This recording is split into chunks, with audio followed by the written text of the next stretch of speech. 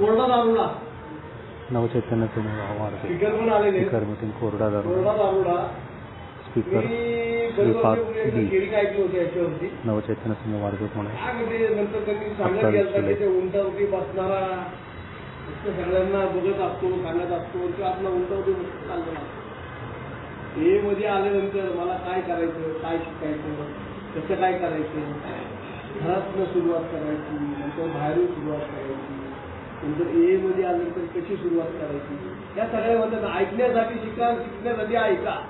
मित्रांनो तुम्ही आता स्पीकर सांगतो श्रीपद भाऊ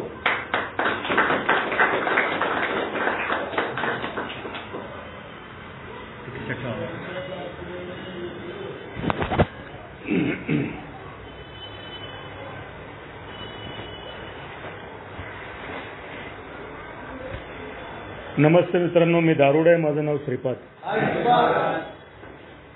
आपणा सर्वांमध्ये येतोय म्हणून आज कुठल्याही प्रकारची नशा केलेली नाहीये. केवळ आणि केवळ परमेश्वराची कृपा,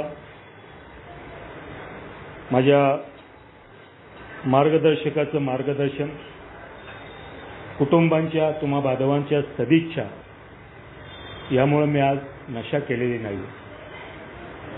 मला कोरडा दारुडा हा विषय इथं माझे अनुभव सांगण्यासाठी आपल्या वारजे समूहानं मला बोलवलं, त्याबद्दल आपणा सर्वांचे मनापासून आभार. माझ्या अनुभवातनं मी नक्की सांगेन की कोरडा दारुडा म्हणजे नेमका प्रकार काय असतो. अल्कोहोलिक्स अनॉनिमस मध्ये आल्यानंतर, दारूपासून 10 वर्ष लांब राहिल्यानंतर सुद्धा मी आत्महत्या करायचे प्रयत्न करतो. जीवन संपवायचा माझ्या मनामध्ये विचार येतो. एखाद्याचा खून करावा अशी माझी मानसिकता असते. संध्याकाळी 7-7:30ला अंधार पडल्यानंतर बायका संध्याकाळी भाजीला जातात. एखाद्या म्हाताऱ्या बाईचं मंगळसूत्र हिसकावून आपण ते मोडून त्याचे पैसे आपल्या जवळ ठेवावेत अशा भावना माझ्या मनामध्ये येतात. मित्रांनो, एक वेळ माझी बायको मला म्हणाली होती की तुम्ही दारू पित होता, निदान दारू पिऊन येऊन जास्त पिल्यानंतर बेशुद्ध तरी पडायचा, पण तुम्ही दारू आज पित नाही. एखाद्या राक्षसापेक्षा भयानक तुमचं वागणं आहे. कशासाठी जाता त्या अल्कोहोलिक्स अनॉनिमस संस्थेमध्ये, हे तिचे स्टेटमेंट होते. दारू न पिता सुद्धा मी दारुड्यापेक्षा भयानक विध्वंस माझ्या आयुष्यामध्ये घालू शकतो, दुसऱ्याच्या आयुष्यामध्ये वादळ निर्माण करू शकतो, दुसऱ्याला आत्महत्या करायला सुद्धा लावू शकतो. मित्रांनो, हे अनुभव सांगत असताना मी थोडंसं माझी जडणघडण सांगेल. माझी दारू हातात माझ्या कशी आली, नंतर मी दारूला कसा चिटकून बसलो, मग मी संस्थेमध्ये कसा आलो, मग ही 10 वर्ष कशी गेली आणि आज काय. लहानपणापासून एकुलता एक असल्यामुळं प्रचंड लाड माझे घरामध्ये झाले. बहिणींना माझ्या 2 ज्या वस्तू आणल्या जायच्या, त्यांच्या ज्या मागण्या असायच्या त्याच्यापेक्षा चांगल्या दर्जाच्या, उच्च दर्जाच्या वस्तू मला मिळायच्या. एकुलता एक असल्यामुळं आई वडिलांचं एवढं संरक्षण कवच होतं मला की मला कोणी बोललं, मला कोणी अपमान केला, मला कोणी मारलं तर खपवून घेतलं जायचं नाही. माझे वडील त्यांच्या दारात जाऊन भांडणं करायचे, पोराच्या अंगाला हात लावायचा नाही. आणि मी 4-5 वर्षाचा असताना माझ्या कानावरती शब्द पडत होते. बायका जेव्हा दुपारी जेवण करून बसायच्या त्यावेळेला आमची आई सांगायची की लग्नानंतर 8 वर्षांनी अनेक मंदिरांचे उंबरे झिजवल्यानंतर हा बाळ आमच्या पोटाला आला. आणि मित्रांनो, त्या बालवयामध्ये माझ्या मनामध्ये असे संस्कार होत होते की 8 वर्षानंतर मी जन्माला आलोय, देवांच्या मंदिरांचे उंबरे झिजवून मी जन्माला आलोय, म्हणजे आय एम स्पेशल पर्सनॅलिटी. आणि म्हणून मी जे काही करल ते सगळं वेगळं असतं. मी परमेश्वराचा अवतार आहे. इतर सामान्य मुलांपेक्षा माझी बुद्धिमत्ता खूप छान आहे, मी खूप सामर्थ्यशाली शक्तिवान मुलगा आहे, अशा पद्धतीची स्वतःची एक मी फ्रेम तयार केली होती. आणि ती फ्रेम, ती प्रतिमा समाजाने मान्य करावी, माझ्या मित्रांनी त्याला मान्यता द्यावी, नातेवाईकांनी त्या गोष्टीचं कौतुक करायचं, असा माझा हट्ट हा कायम असायचा. आणि मग मी अशा पद्धतीच्या मागण्या इतरांकडून करायचो. त्या मागण्या पूर्ण व्हायच्या नाहीत, आणि पूर्ण नाही झाल्या की मी चिडचिडा, वैतागलेला आणि असमाधानी आयुष्य बालपणापासूनच जगत होतो. मी 10वीला असताना मला आठवतंय, आमचे शिक्षक मला म्हणाले होते, काय त्या माणसाच्या तोंडातून गेलं होतं देव जाणे, पण ते खरं होतं. इतर विद्यार्थ्यांना त्यांनी सांगितलं होतं की भविष्यामध्ये हा लाखाचा 12,000 करणारा बघा म्हणून. तेव्हा मला समजलं नाही त्या शब्दांचा अर्थ, पण मी जेव्हा माझा संपूर्ण जीवनपट बघतो तेव्हा माझ्या लक्षात येतं लाखाचे 12,000 करणं म्हणजे नेमकं काय असतं. 10वीच्या परीक्षेला 3 महिने राहिले होते मित्रांनो. अतिशय आगाव आणि अवखळ स्वभाव माझा. माझ्या एका मित्रांनी कोल्हापुरी चप्पल आणली होती. ते बांधलेली चप्पल असते, 1 किलो वजनाची चप्पल असते, नक्षीची. आणि मग ती चप्पल आम्ही त्याला दाखवायला मागत होतो. तो काय देत नव्हता, म्हणून एक चप्पल त्याच्या पायातली आम्ही काढली आणि गॅलरीमध्ये टाकली. तो बिचारा दुसरी पायातली काढून गॅलरीमध्ये उतरायचा, ती एक वरती आणायचा, तोपर्यंत आम्ही दुसरी टाकायचो. 3 वेळा असं झालं. त्याला एवढा भयंकर राग आला, त्यांनी ती चप्पल अशी अंगठा पोटामध्ये धरलं, अशी जी फिरवून मला फेकून मारली. मित्रांनो, मी खाली बसलो आणि आमचे शिक्षक पायऱ्या चढून वर येत होते. 1 किलोची चप्पल त्यांच्या तोंडावर बसली. मित्रांनो, 30 वर्षापूर्वीचा काळ, शिक्षकांना असणारी किंमत, त्यांची इज्जत. एखाद्या हिंदी पिक्चर मधल्या खलनायकाला मारतात, हिरो मारतो, तसे 4 शिक्षक मिळून मला मारत होते. आणि मारणारा पोरगा ट्रस्टींचा असल्यामुळे त्याला कुठल्याही काही शिक्षा झाली नाही. सगळ्यांनी डूक माझ्यावरती धरला आणि मला शाळेतून रिस्ट्रिकेट केलं. फक्त परीक्षेला बसायची परवानगी होती. माझे आई वडील आले, हातापाया पडले, जाऊ दे म्हणले, मुलगा हे चुकला असेल. सर्व शिक्षक म्हणले, असं करा, आम्ही राजीनामे देतो, तुम्ही शाळा चालवा, नाहीतर हे पोरग तरी घेऊन जावा. मित्रांनो, वडिलांचा झालेला अपमान. आणि काय झालं कुणास ठाऊक, आपल्यासारख्या दारोड्यामध्ये एक मॅडनेस असतो, खूप जिद्दी आणि महत्वाकांक्षी स्वभाव असतो आपला. आणि त्या दिवशी मी ठरवलं, आजूबाजूच्या गल्लीतले लोक स्टॅम्प पेपरवर लिहून देतो म्हणायचे, याच्या नादाला लागू नका, हे पास तर सोडूनच द्या म्हणले, शाळेत ठेवायच्या बी लायकीचं नाही. आणि मग सगळ्या गावभर, छोटंसं गाव, त्या गावामध्ये बातमी पसरली होती. बायका मी रस्त्याने जाताना तोंडाला पदर लावून वगैरे ते चप्पल मारलेलं पोरगं ते बघते, अशी बोटं करायची. मी खाली मान घालून जायचो. आणि मात्र मित्रांनो, 3 महिने मी इतका अभ्यास केला, कसा केला देव जाणे, मला माहितीच नाही. आणि मग रात्रीचा दिवस झाला आणि रिझल्टचा दिवस आला मित्रांनो. आणि रिझल्टच्या दिवशी, उद्या रिझल्ट म्हणल्यानंतर संध्याकाळी 7 वाजता सर्व शिक्षक आमच्या घरी आले. आमचे वडील, मामा, सगळी मंडळी बसली होती. आता परत काय यांनी वाटोळं केलंय म्हणून, नाही का, सगळे शिक्षक आले म्हणलं कांड काहीतरी केलं असेल, कारण चांगलं आमच्या कधी नशिबातच नाही, कधी चांगलं घडलंच नाही आमच्या हातनं. आणि मित्रांनो, सगळे शिक्षक आले, वडील, आई सगळे उठून उभा राहिले. म्हणले, आता काय केलं यांनी? नाही म्हणले, लय मोठा पराक्रम केलाय म्हणले त्यांनी. अहो म्हणले, काय केलं सांगा तरी. काही नाही म्हणले, पेढे आणा म्हणले, तुमचा मुलगा 10वी मध्ये शाळेत पहिला आला. मित्रांनो, ते यश होतं ना. आजही मला वाटतं त्या दिवशी जर मी पहिला आलो नसतो तर कदाचित माझं आयुष्य वेगळं असतं. ज्या विद्यार्थ्याला शाळेतून हाकलून देऊन बाहेर काढलं, त्या विद्यार्थ्याचं उत्तर उदाहरणं शाळेमध्ये दिली झाली की जिद्द कशी असावी. माझ्याकडे 9वीची पोरं मार्गदर्शन घेण्यासाठी पाठवली जायला लागली शाळेतनं. आणि मी असा महाराजांसारखा बसायचो आणि अभ्यास कशा पद्धतीनं करायचा मी त्यांना ज्ञान द्यायचो. मित्रांनो, परत माझ्या फ्रेमला, माझ्या प्रतिमेला उजाळा मिळाला आणि परत माझी जी काही धारणा होती ती मजबूत झाली. I am special person.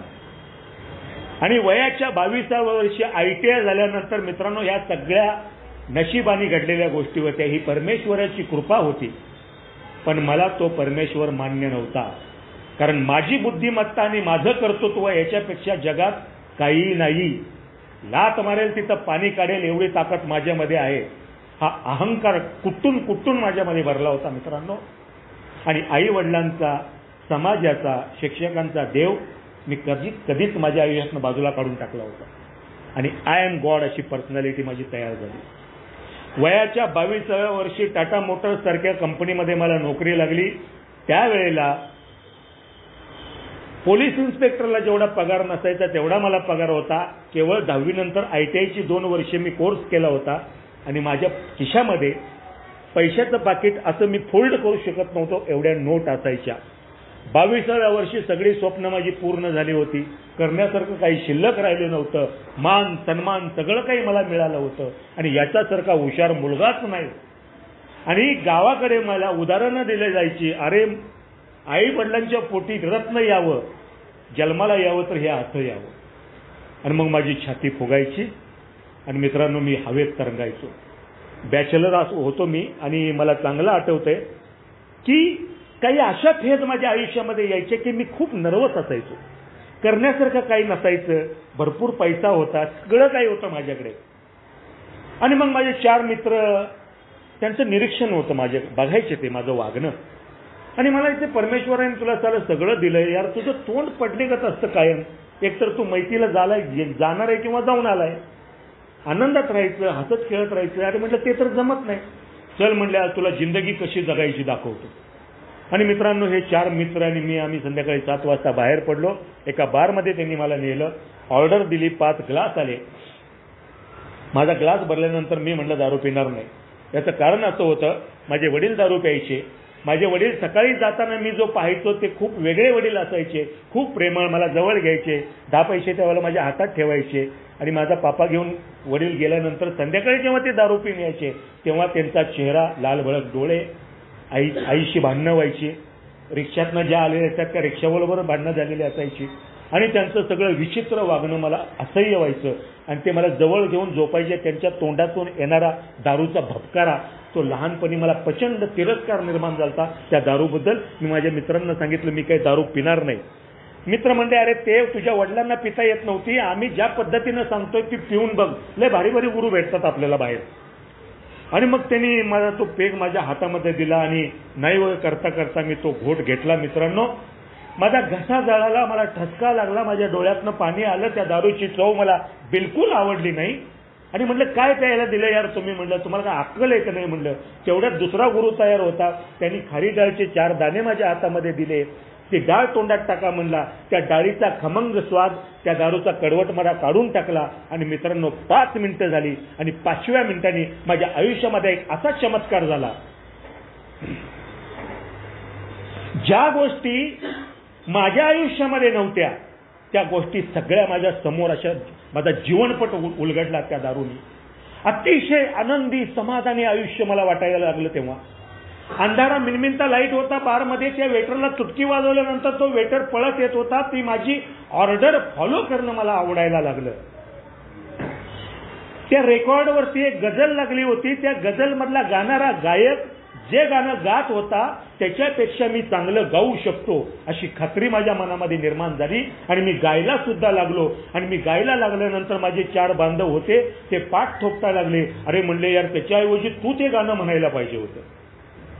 मला त्यावेळेला पावती मिळाली मित्रांनो की मी जे काय करतोय ते उत्तमच आहे मित्रांनो.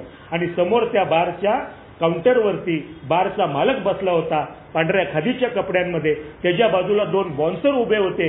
माझं वजन जेमतेम 45 किलो असेल.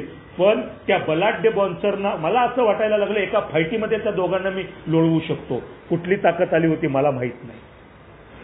दारूची ती क्वार्टर माझी संपली. जेवण आलं. आणि त्या दिवशी मी जे जेवण केलं त्या दिवशी त्या जेवणाची चव होती. 22 वर्षामध्ये मी असं कधीच चवदार जेवण जेवलं नव्हतं. ती चव रजिस्टर झाली माझ्या डोक्यामध्ये.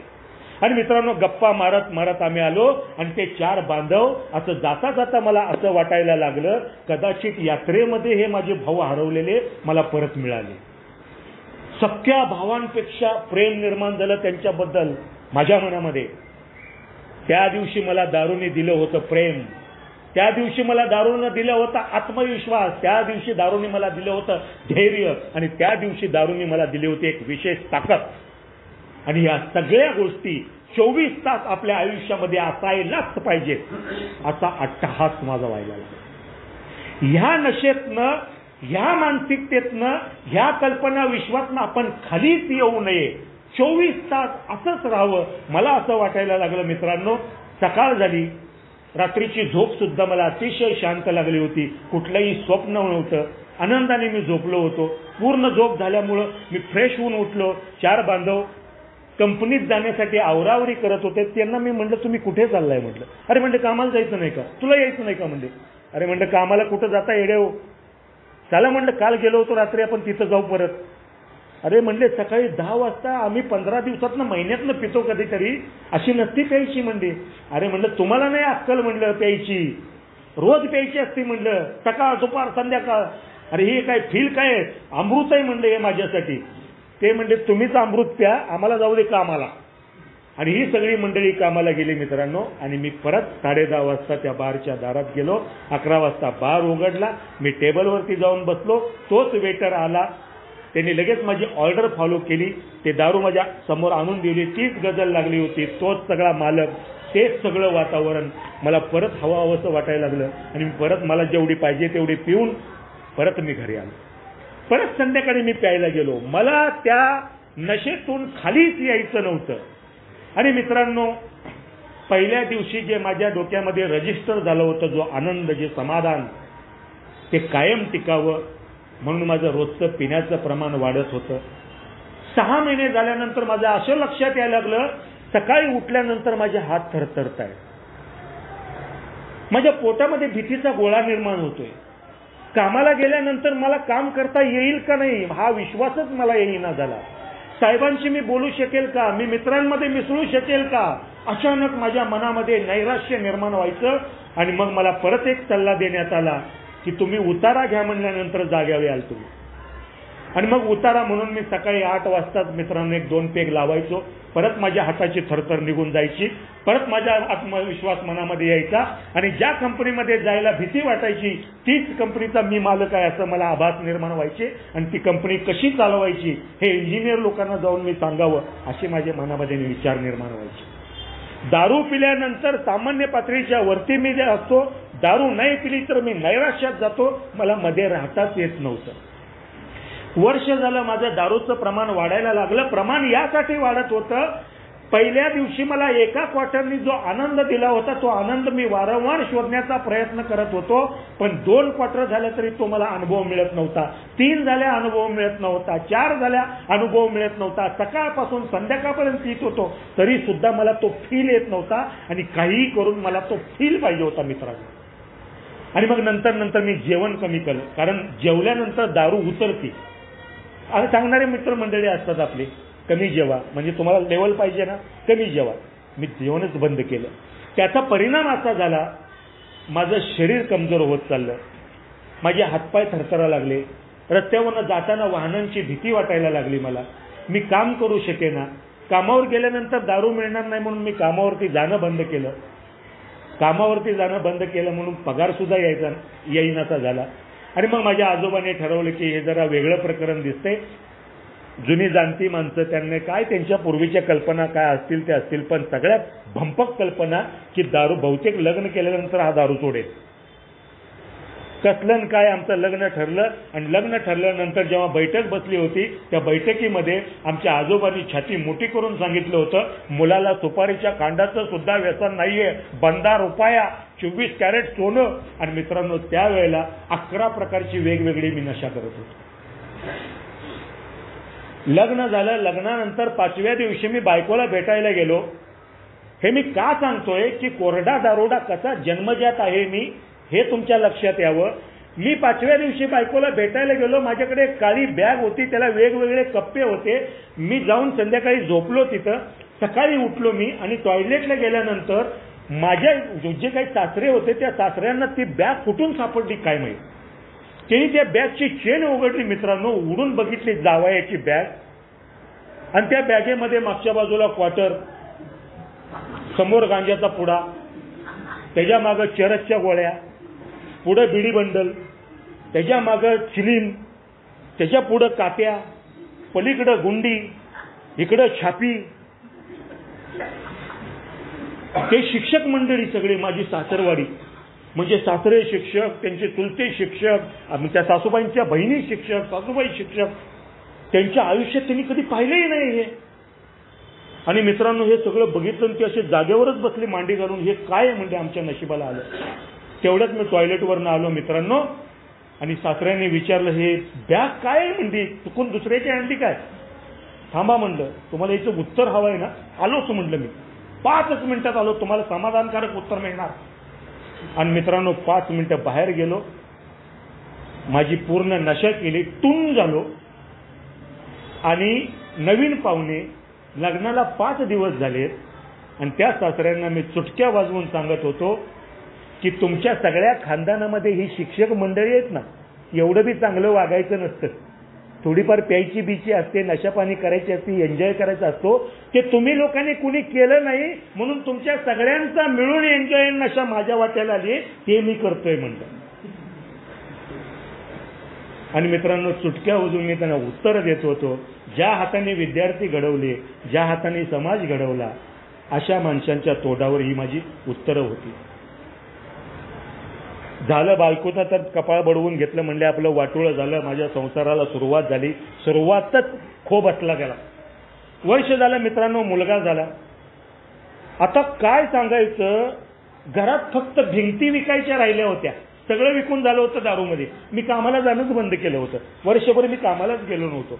पगार आला नसल्यामुळं सगळे जामीनदाराचे हप्ते थकले होते, त्यांचे फोन यायचे, मला भीती वाटायची, मी कायम नशेत असायचो. आणि त्यात मला मुलगा झाला ही बातमी आली.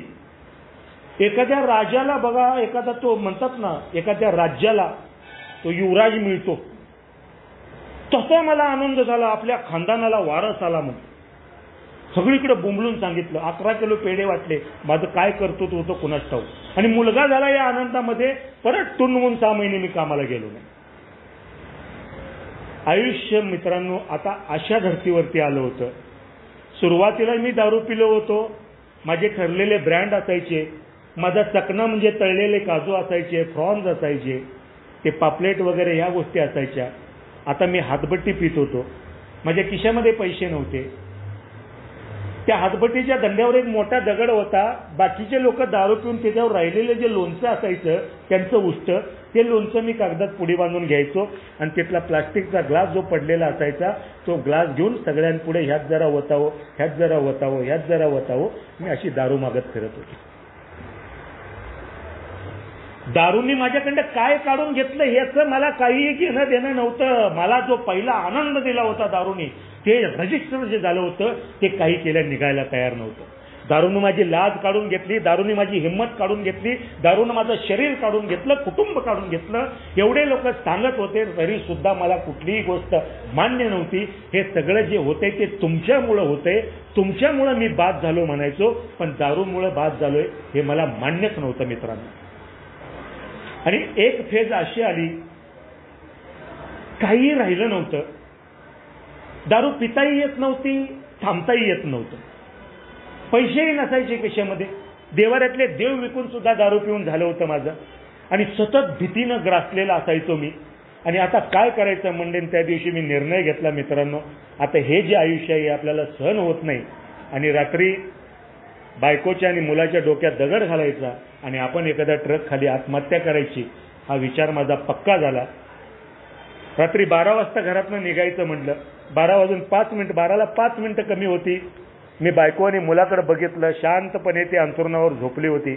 माझ्या मनामध्ये विचार आला, त्या बिचाऱ्यांनी काय पाप केलंय म्हणलं, त्यांना राहू दे, आपण मरूया म्हणलं, कारण आपण ह्या सगळ्याला जबाबदार आहे. आणि मित्रांनो गेलो कात्रज कोंडवा रोडवरती. असं मरायचं म्हणलं, कारण स्वतःबद्दल इतका तिरस्कार निर्माण झाला होता. असं मरायचं म्हणलं की साली आपलं हाडं सुद्धा सापडली नाही पाहिजेत लोकांना. आणि त्या ट्रकची वाट बघायला लागलो. आणि माझ्या नशिबाने एक सिमेंटनं भरलेला असा तो मोठा ट्रक असतो ना, 2-3 ॲक्सल असतात त्याला, तो ट्रक असा धडधड धडधड येताना दिसला. म्हणलं आता श्रीपाद मारा उडी आणि संपवा हे आयुष्य. मित्रांनो ट्रक जवळ आला आणि जसा तो जवळ येईल तसा त्याच्या त्या लोडनी रस्त्याचे खडे उडत होते बाजूला. आणि तो ट्रक येताना ते धूळ मी पाहिलं आत्महत्या म्हणलं काय जमणार नाही आपल्याला, ह्याच्या खाली त्याच्या आईला उडी मारायची म्हणजे काय होईल आपलं. माझ्यासारखा दारोडा भित्रा असतो ना. आत्महत्या कॅन्सल म्हणलं, चला परत. आणि मग मी परत आलो मित्रांनो. पण परत येऊन तर काय करणार, परत बायका पोरं घेऊन रडत बसलो. मी पिल्यानंतर माझ्या भावना जागृत व्हायच्या. पिलेलो नसलो की माझा आत्मकेंद्रितपणा सगळा उफाळून यायचा, स्वार्थीपणा उफाळून यायचा. मी आणि माझी दारू एवढंच मला समजायचं मित्रांनो. आणि ह्या सगळ्या कैचीत सापडलो होतो. परमेश्वराला रोज संध्याकाळी मी गुडघ्यावर येऊन मी म्हणत होतो की देवा, जिथं कुठं असशील तू, जे काही तुझ्याबद्दल ऐकलंय बोललंय, मी आतापर्यंत जे काय अनुभवलंय मला तर मान्यच नाहीये, पण जर का तू असशील तर ह्या दलदलीतनं तू मला बाहेर काढ. आणि मित्रांनो, काय झालं कोण जाणे. त्या विनंतीला यश आलं.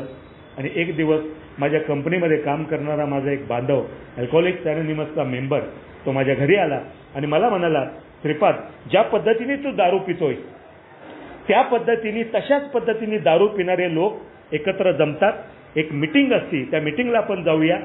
आणि हे लोक आज दारूपासून दूर आहेत, आनंदी समाधानाने आयुष्य जगतायत. तुझी सुद्धा दारू थांबेल आणि तुझं सुद्धा जे काही हेळसांड झाली आयुष्याची ती परत पूर्वपदावर येईल. मी त्याला येड्यात काढला. म्हणलं, तुला अक्कल आहे का म्हणलं. कारण माझ्या आईबापाने देव देवरेशी सगळ्या गोष्टी करून झाल्या होत्या. नारायण नागबळी झाला, कालसर्प झाला, सगळे होम हवन झाले, पण हाताला काही यश येत नव्हतं. मी स्वतः प्रयत्न केले होते दारू थांबवायचे, दारू थांबत नव्हती. आणि कुठंतरी जायचंय शाळेमध्ये, कोणतं चार बांधव बोलणार, त्यांचं ऐकायचं, माझी दारू थांबणार, माझा विश्वासच बसेल. आणि मित्रांनो, 2 दिवस गेले आणि माझ्या डोक्यामध्ये धूर्त कावेबाज आजार म्हटलेलं आहे ना. इथं आजार नाहीये, मी आहे. धूर्त कावेबाज आहे ना, ती माझी पर्सनॅलिटी आहे. 2 दिवसानंतर माझ्याकडे दारू प्यायला बिलकुल पैसे नव्हते. कुठून आणायचे पैसे. आणि माझ्या डोक्यामध्ये एक आयडिया आली. म्हणलं, तो अल्कोहोलिक्स अनोनिमसचा बांधव आलता, त्याच्याबरोबर जायचं म्हणलं आणि त्याला छापायचा. मी त्याला फोन केला. अरे म्हणलं, कुठं आहे तू. म्हणलं, आहे ना, घरीच आहे, आता मिटिंगला चाललोय. अरे म्हणलं, तू मिटिंग म्हणत होता, मला यायची इच्छा आहे, चल ना म्हणला. कारण तयार असतात नाही मदत करायला लोक. चल म्हणलं जाऊ. पण म्हणलं, कृष्णा, आपली एक अट आहे. म्हणलं, काय. म्हणलं, यार तुझी ती काय मिटिंग आहे ते बघायला येतो, पण एक क्वार्टर पाजणार का म्हणलं मिटिंग संपल्यावर. तर मी येतो म्हणलं. तोही म्हणला, काही प्रॉब्लेम नाही, मिटिंग संपल्यावर क्वार्टर पिऊ म्हणलं, चल माझ्याबरोबर. आणि मित्रांनो, मी माझी पहिली मिटिंग विठ्ठलवाडीला केली. मिटिंगच्या हॉलमध्ये बसलो. मी आतमध्ये प्रवेश केल्यानंतर टाळ्या वाजवल्या. इथं जो बांधव बोलत होता त्यांनी माझं स्वागत केलं. टाळ्या वाजल्या माझ्यासाठी. मी माझं अंग असं आकसून घेतलं. हा साला मरावा, जगण्याला याचा अर्थ नाहीये, सगळं वाटोळं करून टाकलंय. कुणाच्या दारात जर उभा राहिला तर चप्पल चोरून हा दारू पिल, अशा पद्धतीची माझी प्रतिमा झाली होती. कुणाच्याही दारासमोर मला जागा नव्हती, कुणाच्याही नातेवाईकांमध्ये मला किंमत नव्हती, मला घरात किंमत नव्हती, मला मित्रांमध्ये किंमत नव्हती, मला कामाच्या ठिकाणी किंमत नव्हती. आणि मला इथं म्हणत होते, ये बस म्हणले. आणि मित्रांनो, मला सांगण्यात आलं, तू वेडा नाहीयेस, तू मूर्ख नाहीयेस, तू एक आजारी माणूस आहेस म्हणले. ते शब्द माझ्या कानात घुमत होते मित्रांनो. कुठंतरी मला एक आधार मिळत होता, कारण चांगलं बोलण्यासारखं माझ्याकडे कोणी शिल्लकच राहिलं नव्हतं. आणि मित्रांनो, मग ती मिटिंग आवडली. त्या 4 बांधवांचे मी अनुभव ऐकले आणि मला असं लक्षात आलं, मी ज्या पद्धतीनं आयुष्य जगलोय, मी ज्या पद्धतीनं दारू पिलेलो आहे, मी ज्या पद्धतीनं माझ्या आयुष्याचा विचका करून घेतला, विध्वंस केलेला आहे, अशाच पद्धतीच्या घटना यांच्या आयुष्यात घडल्यात. पण आज इथला कुठलाही बांधव दारू पित नाहीये, स्वच्छ आणि चांगल्या कपड्यामध्ये प्रसन्न चेहऱ्याने बसलेली आहे. तरी दुसरी गोष्ट, इथल्या कुठल्याही बांधवाबरोबर मी दारू पिलेलो नव्हतो. हे सगळे लोक अनोळखी होते माझ्यासाठी, पण त्यांच्यामध्ये ते माझ्याबद्दल प्रेम होतं, ते मला ओळखीचं वाटायला लागलं. त्या बांधवांचा पाठीवरनं पडलेला हात, मला दिलेली आशा, आणि ती आशा घेऊन मी माझ्या घरी गेलो. जाताना माझा बांधव मला म्हणाला, अरे ते क्वार्टर प्यायचं डील झालं होतं आपलं, तुला प्यायची आहे का. नाही म्हणलं, आजच्या दिवस प्यायला राहू दे म्हणून, आज नको, आपण उद्या बघू. आणि उद्या म्हणता म्हणता एक एक दिवसाच्या फरकाने 90 दिवस पूर्ण झाले. जो श्रीपाद आत्महत्या करायला निघाला होता, ज्या श्रीपादचं सगळं वाटोळं झालं होतं, या 90 दिवसामध्ये काय चमत्कार घडला काही माहित नाही मला. पण मी रोज कामाला गेल्यामुळं मला पगार यायला लागला, माझं घर चालायला लागलं. 3 महिने मी दारू पित नाही हे आता घरात समजायला लागलं होतं. आणि आई वडील पण म्हणा लागले, असाच राहा, आम्हाला बाकी काही नकोय, फक्त तू आनंदी राहा. आणि मित्रांनो, 90 दिवस झाल्यानंतर म्हणतात ना, परमेश्वर परीक्षा बघत असतो सतत आपली. आणि इथून माझ्या कोरड्या दारोडेपणाला सुरुवात होते. 99 दिवसाचं टोकन होतं, अनाऊन्स झालं होतं. ते सगळं नाव बिव सगळीकडे ग्रुपवर फिरत होतं. श्रीपाद यांना 90 दिवस पूर्ण झाले, शुभेच्छांचा वर्षाव होत होता माझ्यावर. आणि मला असं वाटायला लागलं परत एकदा आय एम स्पेशल. देवबीव काही नाही, माझ्या कर्तृत्वावर हे 90 दिवस मी पूर्ण केले. आणि 90व्या दिवशी नवीन बूट, नवीन कपडे, परफ्यूम मारून बायकोला घेऊन आलो. मिटिंगला सुरुवात झाली. आणि मग बांधव म्हणाले 90 दिवसाचे अनुभव सांगा. आणि मग काय सांगायचं मित्रांनो, माझ्या समोर जवळजवळ लाखोंचा जनसमुदाय बसलाय आणि मी त्यांना आता ज्ञान पाजरणार आहे अशी माझी सभा गाजवली मी. टाळ्यांचा कडकडाट. तिथंच खाली माझे सुरबान लागले होते. 4 बांधव आले होते मिटिंगला नवीन. बाहेर आल्यानंतर म्हणले काय भाऊ बोलता तुम्ही. अरे मग म्हणलं बोलतो म्हणजे काय म्हणलं, आजपासून आम्ही दारूला हात लावणार नाही. तुमचे अनुभवच एवढे भयानक आहेत, दारू प्यायची इच्छाच नाही आमची. म्हणलं नक्की का. हा म्हणलं म्हणजे उद्यापासून मिटिंग करा म्हणलं. आणि मग तिथे एक ज्येष्ठ बांधव उभे होते. म्हणलं इकडे या म्हणलं. सकाळी जाता 7 वाजता मॅसेज द्यायला म्हणलं, 12 पायऱ्यांचं काम करता. 4 बांधव 10 मिनिटात ओके केलं म्हणलं.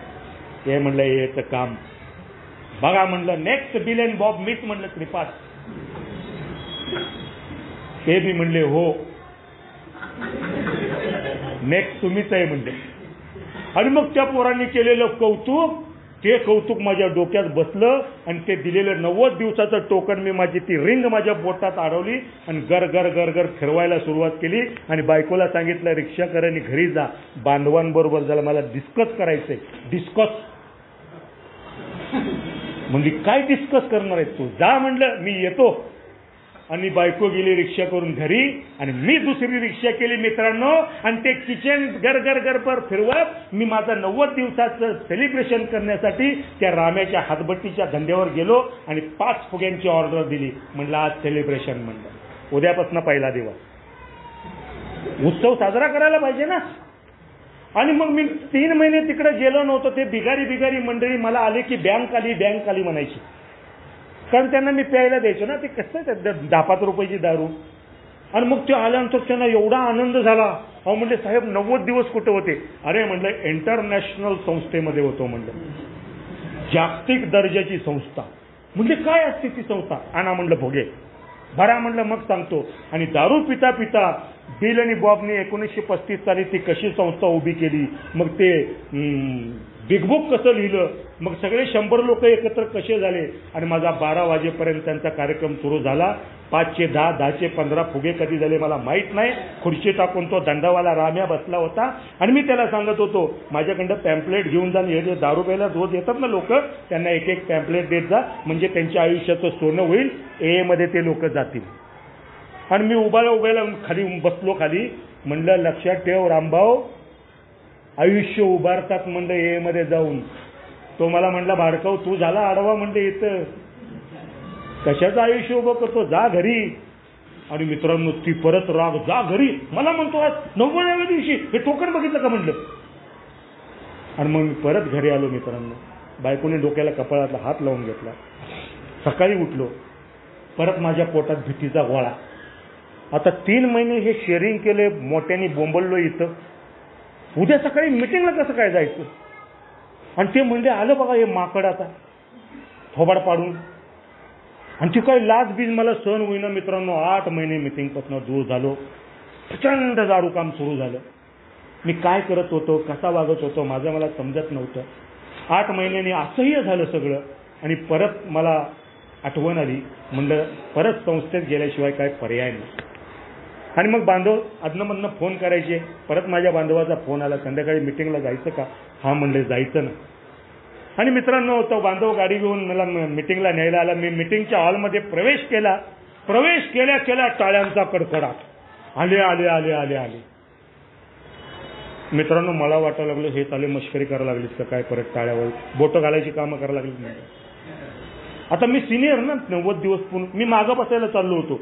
ते 2 ज्येष्ठ बांधव म्हटले मागं नाही म्हणले, पुढं बसा, आपली लायकी तिथं आहे म्हणले, पहिल्या बाकड्यावर बसा आणि सोन्याचे कान करून ऐका म्हणजे मिटिंग जरा. ते 3 महिन्यामध्ये मी 8 महिने, परत 11 महिन्यामध्ये नवीन काही मंडळी आली होती. त्यांना 15 दिवस 20 दिवस झाले होते. बाहेर आलं ते माझ्या खांद्यावर टाकून, भाऊ पिऊ नका भाऊ. हे 1 दिवसाच्या हिशोबाचं कार्य. अरे म्हणलं केळ्या, म्हणलं 3 महिने झालेले आहेत मला, म्हणलं 1 दिवसाचा हिशोब काय सांगतो मला, म्हणलं तू. आता मित्रांनो, तो अनुभव सांगत होता, माझ्या भल्यासाठी त्याच्या मनात नक्की वाटत असणार ना. पण प्रत्येकाबरोबर खुन्नस. ए मध्ये आल्यानंतर परत माझा प्रवास झाला. 1.5 वर्ष थांबलो मित्रांनो. पण या 1.5 वर्षामध्ये मीटिंग कशी चालली पाहिजे, चहाचे कप कुणी उचलले पाहिजेत, लिटरेचर कुणी घेतलं पाहिजे, अनुभव कथनामध्ये हेच अनुभव सांगितले पाहिजेत, क्लोज मिटिंगला कुठले विषय घेतले पाहिजेत, याविषयी वाद, भांडणं हे सगळं चालू होतं. ज्या समाधानासाठी, ज्या आनंदासाठी मीटिंगमध्ये माणूस येतो ते काय मला त्याच्याशी घेणं नव्हतं. मला पाहिजे होती प्रतिष्ठा. कारण मी बघायचो बाहेर सिनियर बांधव थांबले की त्यांच्या भोवती 8-10 लोकांचं टोळकं असायचं. माझं डोकंच फिरायचं. ह्याला म्हणलं ह्यानं काय केलंय, म्हणलं याच्या भोवती 10-15 लोक कायम असतात, आपल्यापाशी कुत्र पण नाही येत म्हणलं. आणि मग त्या सिनियर मंडळींबद्दल प्रचंड तिरस्कार. जी माणसं चांगल्या कपड्यात असायची, ज्याच्या हातात सोन्याची अंगठी असायची, गळ्यात गोप असायचा, त्याच्या कष्टाने मिळवलं ना ते. पण मला उगाचच माझं डोकं फिरायचं, कारण मी फाटका. माझ्या तुलनेचा खेळ चालू झाला होता. माझं मन लागत नव्हतं. आणि काय या संस्थेत येऊन करायचंय, घर काम मीटिंग, आणि त्यांनी काय होणार आहे. साधं सरळ आयुष्य जगा आपल्या बापाच्याने जमणार नाही म्हणतात. कारण महत्वाकांक्षी स्वभाव आहे माझा. लहानपणापासून लात मारेल तिथं पाणी काढेल असे महल उभा करायचे होते मला. आणि ह्या ए मध्ये येऊन मला हंडगं बनवायचं काम करताय म्हणलं तुम्ही. यार माझं कर्तृत्वाचं काय करायचं, माझ्या इच्छेचं काय करायचं. ते परत सिनियर बांधव म्हणले येत राहा म्हणले. काय म्हणलं काय बावळते का म्हणलं तू, येत राहा म्हणजे येत राहिल्यावर काही मिळणार आहे का म्हणलं सगळं. अहो तुम्ही म्हणले येत राहा. आणि मित्रांचं येत राहा काय मला आवडलं नाही. मी मिटिंगपासून परत दूर झालो. परत मला बांधवांचे फोन यायचे. आणि मी संध्याकाळी झोपल्यानंतर, दारू प्यायचं नाही मी, पण संध्याकाळी झोपल्यानंतर मला ते सगळे लॅविश लाईफ जगणारे सुद्धा बांधव दिसायचे. परमेश्वर कुठं चढून बसलाय मला कळायचंच नाही. आपल्याला असं भिकारी ठेवलं. एक काळ मला जुना मला आठवायचा, माझं पैशाचं पाकिट फोल्ड होत नव्हतं. ती सांपत्तिक स्थिती सगळी गेली होती मित्रांनो. अंगातली ताकद कमी झाली होती. मला संयम नावाचा प्रकार माझ्यामध्ये नव्हता.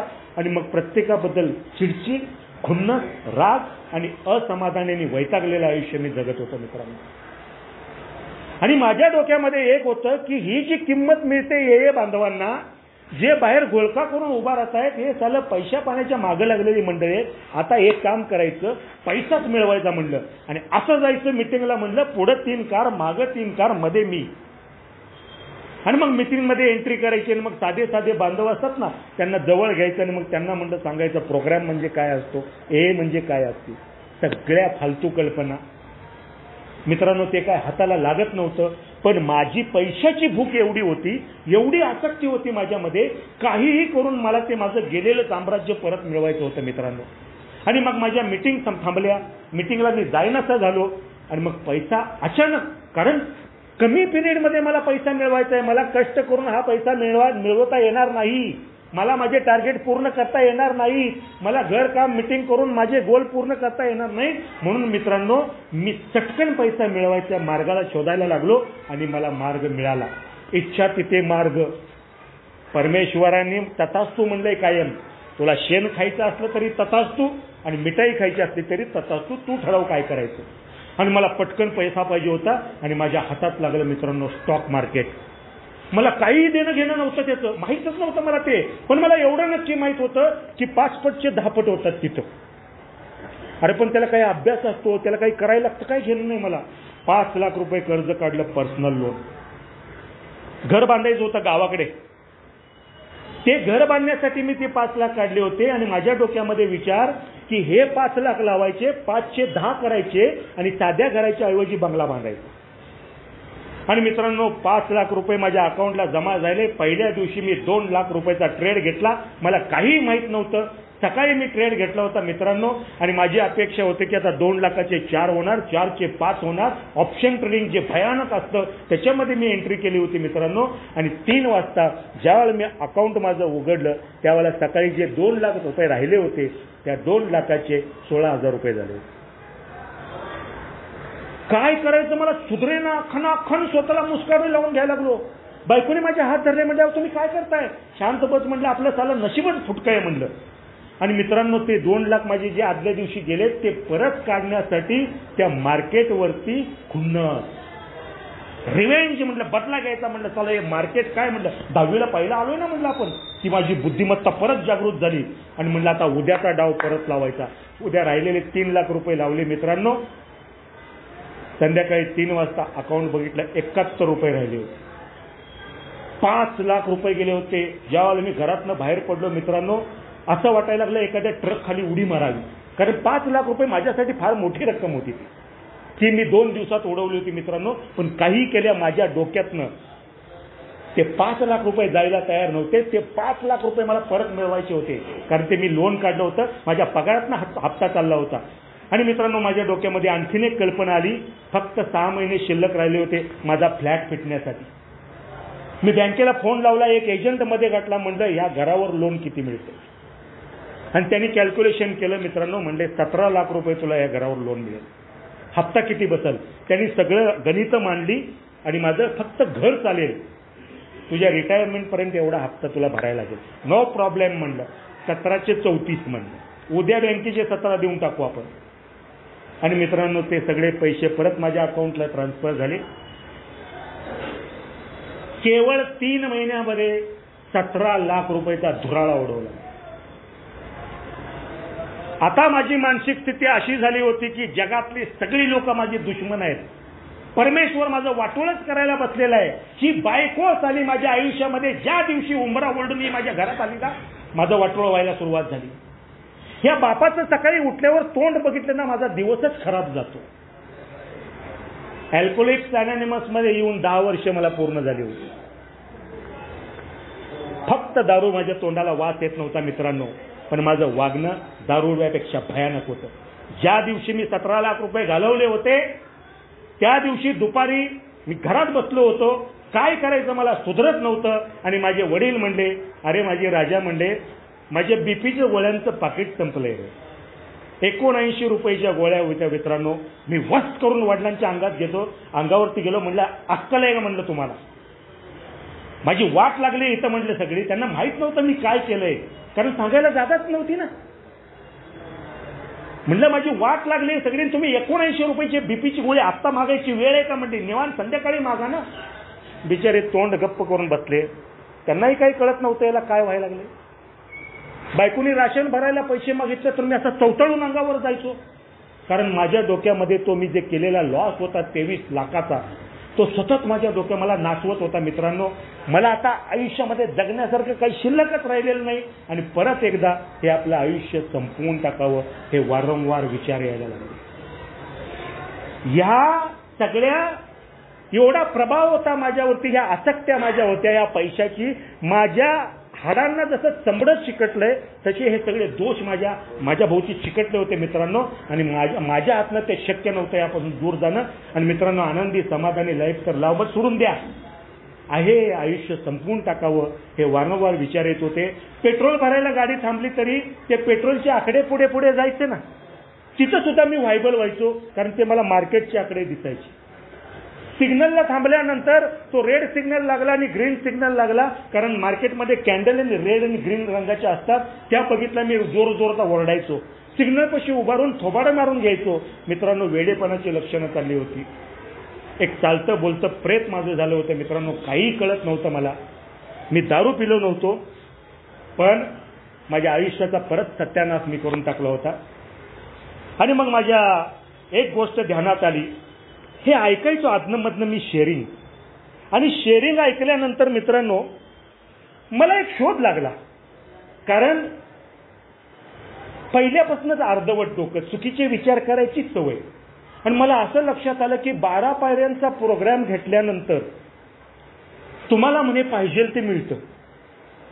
थोडक्यात ते शेअरिंग होतं. आणि मग म्हणलं आज 12 पायऱ्यांचा प्रोग्राम घ्यायचा म्हणलं. तो कशासाठी घेतात, त्याचा हेतू काय आहे, काही घेणं नव्हतं मला.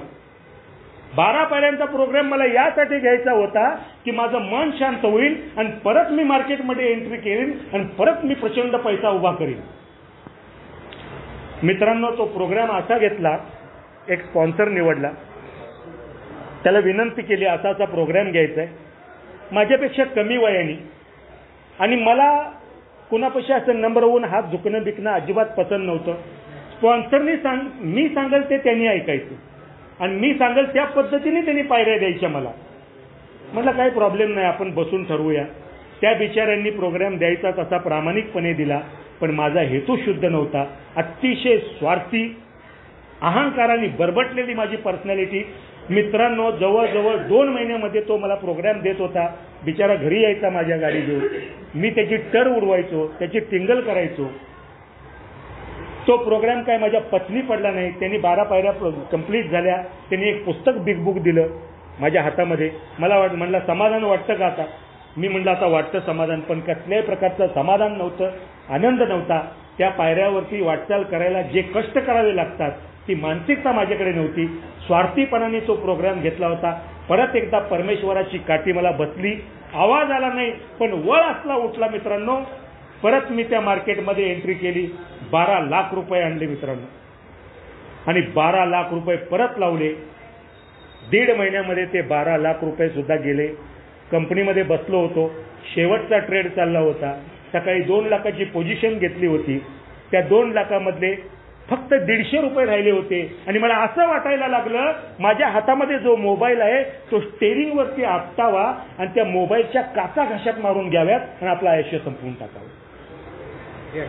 मी काय करत होतो, कसं चाललं होतं, मी माझाच नव्हतो मित्रांनो. आणि परत एकदा मित्रांनो गुडघ्यावरती आलो. घरात आल्यानंतर घरात यायला नको वाटायचं, कंपनीत गेल्यानंतर कंपनी नको वाटायची, समाजात गेल्यानंतर मी मिसळायचो नाही. अशा पद्धतीने माझं आयुष्य नरक झालं होतं मित्रांनो. परत एकदा मी परमेश्वराला प्रार्थना केली की ह्या दलदलीतनं मला बाहेर काढ, जिथं असशील तिथं. आणि परत माझी हाक ऐकली त्यांनी. आणि मित्रांनो, मी स्पॉन्सरला फोन केला, म्हणले अशी अशी अवस्था आहे, काय करायचं, या म्हणले परत. आणि मग मी परत आलो. मग परत मी म्हणलं आता नाही म्हणलं, आता साला म्हणलं परत आपण नादाला लागलो तर आपला कार्यक्रम होणार म्हणलं. आता प्रामाणिकपणे म्हणलं ह्या पायऱ्यांचा प्रोग्राम घ्यायचा. आणि मित्रांनो, मागच्या वर्षी सुरुवात झाली. एक एक पाऊल टाकायला लागलो. त्या कर्णाला कवच कुंडल मिळाली होती बघा, आणि ती काढायची एक पद्धत होती की घशामध्ये तलवार घालून ती काढायची होती कवच कुंडल. अतिशय यातनामय मित्रांनो. आपण म्हणतो तो प्रोग्राम, पण तो प्रोग्राम माझ्यासारखा माणूस ज्यावेळेला घेतो, स्वार्थाने बरबटलेला, आयुष्यभर मी स्वतःला देव समजणारा, अशा माणसाला हा कार्यक्रम अतिशय अवघड जातो. पण तरी सुद्धा चिकाटी सोडली नाही मित्रांनो. सतत नम्रतापूर्वक परमेश्वराला प्रार्थना केली की हे माझ्याकडं करून घे. आणि मित्रांनो, तो प्रोग्राम मार्गदर्शकाच्या मार्गदर्शनाने वाटचाल करायला लागलो. पडत धडपडत वाटचाल करायला लागलो. मला माझा स्पॉन्सर म्हणाला होता, श्रीपाद, ज्या वेळेला या प्रोग्रामवर तू वाटचाल करत असताना प्रगती कशी मोजायची हे तुझ्या लक्षात यायचं असेल तर एक काम कर म्हणले. स्वतःला जे पूर्वी प्रश्न पडायचे, स्वतःच्या ज्या इच्छा आकांक्षा असायच्या, स्वतःची जी ध्येय असायची, त्यात जर का काही बदल झाला तर नक्की तो प्रोग्रामवर आहे. आजच्या घडीला मित्रांनो, पैशाची माझी वकवक कमी झाली. सेक्सबद्दल मला आकर्षण कमी झालं. ते डोक्यामध्ये राहतं मरेपर्यंत. पण पूर्वी जाऊन बलात्कारच करावा अशी जी मानसिकता असायची, आता तसं होत नाही. मित्रांबद्दल जे खुन्न तिरस्कार निर्माण होता तो 4-5व्या पायरीमध्ये मला दिसला. आणि या सगळ्या प्रश्नांचं एकमेव उत्तर आलं, जगामधले लोक वेडे नाहीयेत, त्या सर्वांपेक्षा वेडा कोण असेल तर स्वतः श्रीपाद आहे. आणि ज्या वेळेला मी मनापासून हे कबूल केलं त्यावेळेला खऱ्या अर्थानं मला हा प्रोग्राम समजायला सुरुवात झाली. मित्रांनो, आजच्या घडीला जर म्हणत असाल तर मला कुणाबद्दलही तिरस्कार नाही, राग नाही. कारण मला माहिती आहे, चूक किंवा दोष हे शब्द माझ्या मेंदूतून जेव्हा बाहेर येतात तेव्हा मला सांगितले गेले, स्वतःकडे बघ. आणि मी स्वतःकडे बघतो आणि माझ्या लक्षात येतं की एवढे कांड करून ठेवलेत मी 4-5व्या पायरीमध्ये. मी कोण आहे मला दाखवलंय ना. नक्कीच जगामध्ये माझ्यापेक्षा भंगार माणूस नसणार आहे. आणि ज्यावेळेला मी स्वतःला वेडा ठरवला त्यावेळेला ते शहाणपण यायला सुरुवात झाली. गेलंय बघा हरणाच्या पावलाने, पण येणार आहे मुंगीच्या पावलाने. मला संयम ठेवावा लागेल. वाट बघावी लागेल. आणि जसजसं या क्वालिटी मी माझ्यामध्ये डेव्हलप करत जाईल तसं अल्कोहोलिक्स अनोनिमसला अपेक्षित असणारं उपयुक्त, समाधानी, आनंदी जीवन काय असतं ती टेस्ट मिळायला लागते. आणि मित्रांनो, हे संपवताना नक्की सांगतो की पहिली रजिस्टर झालेली जी नशा आहे ना 1 क्वार्टरची, माझा पहिला पेग, त्याच्यापेक्षा हायर टेस्ट या लाईफस्टाईलमध्ये जेव्हा मिळायला लागते ना, मग ती नशा मागे पडते मित्रांनो. आणि मग या नशेची सवय लागते. कुठल्याही प्रकारचं बाह्य द्रव्य आतमध्ये न घेता सुद्धा आनंदी आणि समाधानी राहणं कशाला म्हणतात हे अनुभवायला मिळतं मित्रांनो. आणि हे अनुभव वाढत राहावेत, ही मनाची तयारी मजबूत व्हावी म्हणून मला तुमच्यामध्ये यावं लागणार आहे. हे बोलत असताना कुठला सिक्वेन्स वगैरे मला तो लावता आला नसेल. बोलण्याच्या ओघामध्ये कुणाचं काही मन चुरगळलं गेलं असेल, चुकीचे शब्द गेले असतील तर नक्की मला माफ करा. आपल्या नवचैतन्य समूहानं मला माझे अनुभव मांडण्यासाठी इथं बोलवलं, संधी दिली, त्याबद्दल मी आपल्या मनापासून आभार मानतो आणि थांबतो. धन्यवाद.